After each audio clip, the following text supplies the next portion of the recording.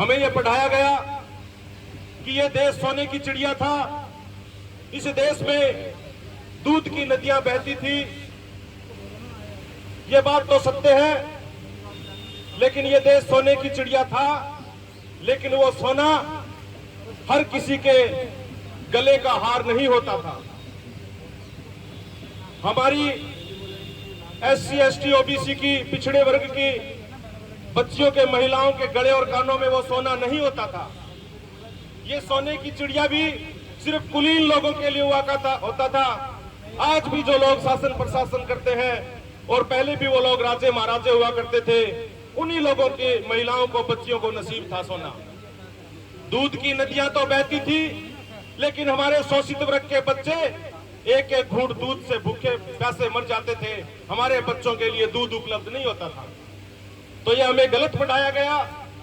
हमारे पास ऐसी कोई सुविधा नहीं थी। हमारे महापुरुषों ने, बुजुर्गों ने आज भी लड़ाइयां लड़ी हैं, पहले भी लड़ाइयां लड़ी हैं। हमें बताया जाता है, हमारे माननीय प्रधानमंत्री नरेंद्र मोदी जी, कि इन्होंने देश के लिए घर बार छोड़ा, अपनी पत्नी को छोड़ा है देश सेवा के लिए, और महात्मा गौतम बुद्ध से अपनी तुलना करवाते हैं। महात्मा गौतम बुद्ध ने मोदी जी की तरह अपनी मर्जी से अपनी बीवी को नहीं छोड़ा। मैं एक बात बताऊंगा छोटी सी। महात्मा गौतम बुद्ध के समय गण राज्य हुआ करता था। फैसला कोई एक राजा नहीं करता था, गण करता था, संघ करता था। और संघ के फैसले का, गण के फैसले का जो भी विरोध करता था, उसे देश और घर छोड़ना पड़ता था। महात्मा बुद्ध जब राजकुमार थे, सिद्धार्थ उनका नाम था, तो उन्होंने संघ के एक गलत फैसले का विरोध किया, और इसलिए संघ ने उनको ये आदेश दिया था कि या तो आप यहाँ से देश को छोड़ के चले जाएं, बीवी बच्चों सहित, या आप अकेले चला जाएं। तो महात्मा बुद्ध ने उस वक्त संघ के फैसले को नकारते हुए साथ में अपने बीवी बच्चों को परेशान नहीं करना चाहा, इसलिए उनको राजमहल पे छोड़कर अकेले देश के लिए और संघ के लिए बाहर निकले थे। और ये आदमी भारत का प्रधानमंत्री जो बना बैठा है, इसने सिर्फ अपने ऐशो आराम के लिए अपने बीवी को छोड़ा है। लेकिन आप आज अपने आप को गौतम बुद्ध के समान प्रचारित करवाता फिर रहा है। दोस्तों, हम जो राजस्थान में सामाजिक न्याय संघ चलाते हैं, हमें भी इसकी जरूरत तब महसूस हुई। हमारे सुप्रीमो संयोजक भाई नरसिंह मिठड़ी जो सरपंच हैं वहां से, राजस्थान से, हमें सबसे पहले पता चला कि संविधान का मूल अधिकार हमारी महिलाओं का, बालिकाओं का छीन लिया गया। हरियाणा राज्य से, पंजाब राज्य से, दिल्ली राज्य से, मध्य प्रदेश राज्य से जो सीमावर्ती राज्य की महिलाएं, लड़कियां विवाहित होकर हमारे राजस्थान में आती हैं, उनको SC ST OBC रिजर्वेशन का अधिकार उनका खत्म हो जाता है। उनको जनरल में काउंट किया जाता है। चाहे वो कोई एग्जाम दे, चाहे वो कोई चुनाव लड़े, राजस्थान में उनको SC ST OBC का लाभ नहीं मिलता, जो दूसरे स्टेट की है और जो विवाहित होके आ जाती है। अब हरियाणा में या पंजाब में या दिल्ली में यदि कोई लड़की जन्म के आधार पर SC शेड्यूल कास्ट में पैदा हुई और यदि उसका राजस्थान में वो विवाहित हो गई, तो उसका जिंदगी भर के लिए आरक्षण खत्म हो जाता है। ये उस लड़की के लिए, उन विवाहित लड़कियों के लिए संवैधानिक अधिकारों को खत्म किया गया, संवैधानिक अधिकारों पर हमला किया गया। और इस मूवमेंट को चलाने के लिए उन लड़कियों और बालिकाओं को, महिलाओं को उनका जन्म सिद्ध आरक्षण का अधिकार दिलाने के लिए सामाजिक न्याय संघ के माध्यम से हमने राजस्थान में एक बड़ी मूवमेंट तैयार की। और हमारे संयोजक भाई नरसिंह मिठड़ी की धर्मपत्नी जो हरियाणा राज्य से है, शादी के ठीक 1 महीने बाद चूरू, राजगढ़ चूरू से जयपुर तक 250 किलोमीटर पैदल यात्रा की, अपने विवाह के ठीक 1 महीने बाद मुख्यमंत्री जी को ज्ञापन देने के लिए। और अब हम जगह जगह रैलियां, जगह जगह प्रदर्शन वगैरह, जगह जगह लोगों को कैडराइज करके इस हमारे अधिकार के प्रति, महिलाओं और लड़कियों के अधिकार के लिए जागरूक कर रहे हैं लोगों को। सबसे बड़ी बात तो यह है कि हमारे लोगों को इस प्रकार संविधान को खत्म किया जा रहा है। जब वो कानून बन जाता है तब तक भी हमारे लोगों को पता ही नहीं चलता कि ये हो कह रहा है। जैसे इस देश में लेटरल एंट्री लाई जा रही है, लेटरल एंट्री के माध्यम से IAS लगाए जा रहे हैं बिना परीक्षा दिए। अगर हम उसका बड़े पैमाने पर विरोध नहीं कर पाए, तो आज ये सिर्फ फर्स्ट ग्रेड में है, सिर्फ IAS लेवल पर है, धीरे धीरे ये सेकंड ग्रेड और थर्ड ग्रेड में भी आ जाएगी।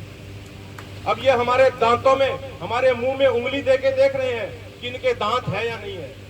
और यदि हम इसका बड़े पैमाने पर आज ही विरोध नहीं करेंगे, ये संविधान को खत्म करने का तरीका है, ये एक छोटा सा तरीका लेके आए संविधान को खत्म करने का, कि ये लोग विरोध नहीं करते करेंगे तो हम पूरे देश में बड़े पैमाने पर इसको लागू कर देंगे। तो हमें कॉन्स्टिट्यूशन को बचाने के लिए इस मुद्दे को भी पूरे देशव्यापी आंदोलन चलाना पड़ेगा कि लेटरल एंट्री को खत्म किया जाए, वरना धीरे धीरे प्रत्येक डिपार्टमेंट में, हर ग्रेड में, second grade, third grade, first grade, fourth grade, हर ग्रेड में लेटरल एंट्री लागू कर देंगे और हम नौकरियों से हाथ धो के रह जाएंगे। और बाबा साहब डॉक्टर अम्बेडकर ने भारतीय संविधान में हमें जो सौगातें दी हैं, वो सौगात धीरे धीरे खत्म होती जा रही है। आज हमारे बीच में एडवोकेट बोस महमूद प्राचा जी जैसे लोग जो मिशन सेव कॉन्स्टिट्यूशन चला रहे हैं, वो भी बधाई के पात्र हैं कि वो देश भर में जागरूकता फैलाने का काम कर रहे हैं। मैं वादा करता हूं कि हम उनके साथ हैं। माननीय वकील साहब, आप राजस्थान में हमें अपने लोगों के बारे में बताएं, और यदि वह नहीं है तो आप हमें इसकी भी राजस्थान में कमान सौंपिए। ये जिम्मा भी हम आपका लेते हैं। मिशन सेव कॉन्स्टिट्यूशन का राजस्थान में हम हर जिले और तहसील हेडक्वार्टर पर विस्तार करेंगे। हमारे माननीय अध्यक्ष जी अमर रहे, अमर रहे, अमर रहे, अमर रहे। मिट्टी में मिल जाएगा। हमें किसी भी मांग के लिए, किसी भी लड़ाई के लिए सिर्फ धरना ही देना पड़ता है। क्यों? क्योंकि हम लोगों ने उन कुर्सियों पर कब्जा नहीं किया जिन कुर्सियों पर बैठ के लोग कानून बनाते हैं। हमें अपनी ताकत का एहसास करके, हमारे समाज को अपनी ताकत का एहसास करा के, एकजुट होके हम लोगों को उन राजनीतिक कुर्सियों पर कब्जा करना है जहां से कानून बनाए जाते हैं। जब तक हम उन राजनीतिक कुर्सियों पर कब्जा नहीं करेंगे, हजारों सालों तक हम ऐसे ही धरना प्रदर्शन करते रहेंगे, और कहीं हमारी मांग पूरी होगी, कहीं हमारी नई मांग पूरी नहीं होगी, हम ऐसे ही रोते रह जाएंगे। ये कोई एक घटना नहीं है जो बहन रितु के साथ हुई है। जगह जगह जहां पर भी हमारे लोग, हमारे शिक्षित लोग, हमारी बहन बेटियां जो अच्छे कपड़े पहन के यूनिवर्सिटी में आती हैं, जो अच्छे भाषण बोलती हैं, जो अच्छी लैंग्वेज पर जिनकी पकड़ है, उनसे जलते हैं ये लोग, ईर्ष्या करते हैं मनोवादी लोग, और उनको टॉर्चर करने की कोशिश करते हैं, उनको कहीं ना कहीं हताश करने की कोशिश करते हैं, ताकि ये लोग चले जाएं छोड़ के, ये लोग यहाँ नौकरी न करें, किसी तरह इनको निकाल दिया जाए ताकि शिक्षा व्यवस्था पर कब्जा कर सके ये लोग, अपने तरीके से शिक्षा व्यवस्था लागू कर सके। साथियों, कुछ पाखंडी लोग जो मैकाले की शिक्षा पद्धति का विरोध कर रहे हैं, मैं आपको बताना चाहूंगा कि जब से मैकाले आया, जब से मैकाले ने शिक्षा अपनी पद्धति लागू की, उसी दिन से के बाद ही हम लोगों को पढ़ने रुकने का कुछ राइट मिला, हमें कुछ सही पढ़ाया गया। उससे पहले तो आपको पता ही है, पढ़ाने के लिए आश्रम होते थे, और उन आश्रमों में हम शूद्र लोगों का कोई प्रवेश नहीं होता था। और शूद्र कोई एक जाति नहीं, जाट से लेकर भाट तक और कुमार से लेकर चमार तक सारे पिछड़े लोग, जिन लोगों की हजारों सालों से पिटाई हुई है, जिन लोगों की हजारों सालों से कुटाई है, जाति के आधार पर जो लोग तोड़े गए हैं, जाति के आधार पर जिन लोगों का शोषण हुआ है, वो सारे के सारे लोग शूद्र हैं, और उनको कभी आश्रमों में प्रवेश नहीं करने दिया गया। मैकाले, अंग्रेज अधिकारी गवर्नर मैकाले जब आया और उसने जब अपनी शिक्षा पद्धति लागू की, उसके बाद हम लोगों को कुछ पढ़ने लिखने का रास्ता निकला। इसलिए जो साधु संत पाखंडी लोग मैकाले की शिक्षा पद्धति का विरोध कर रहे हैं, हमें पढ़ना चाहिए, हमें उन लोगों को जवाब देना चाहिए। जैसे कुछ लोग यार कहते हैं कहीं आम चौक पर बैठ के कि यार सबने समान कर देना चाहिए, आरक्षण खत्म कर देना चाहिए। अब आप लोग विरोध भी करा, जो मैं राजस्थानी बोल गया उसको आपको समझ में नहीं आया। आप लोग विरोध भी करा कि नहीं आरक्षण खत्म नहीं होना चाहिए, लेकिन जब बात पे यूं है कि समान होकर देना चाहिए, तो आपने कहना कोई जवाब को नहीं। बहुत कम लोगों ने जानकारी, आप तो बड़े विद्वान लोग हो, आपको तो होगी, आप तो यूनिवर्सिटी में से संबंधित हो, लेकिन मैं मेरी बता दूं, भारत के संविधान के अनुच्छेद 16(4) में समानता कोई शब्द है ही नहीं। आरक्षण समता के आधार पर दिया गया है, और समता और समानता में दिन रात का डिफरेंस है। थोड़ा सा मैं बता दूं, समानता क्या है, जैसे यहाँ से 4 बच्चे दौड़ने लगे और कह दिया कि जो सबसे पहले पहुंचेगा उसको फर्स्ट आएगा, उसको इनाम मिलेगा 1000 रुपए, ये समानता है। लेकिन यदि उस 4 में से एक कोई विकलांग है, बैसाखी पर है, उसको 7 मिनट का टाइम दिया गया, 5 मिनट के बजाय 2 मिनट एक्स्ट्रा दिए गए, वो समता है।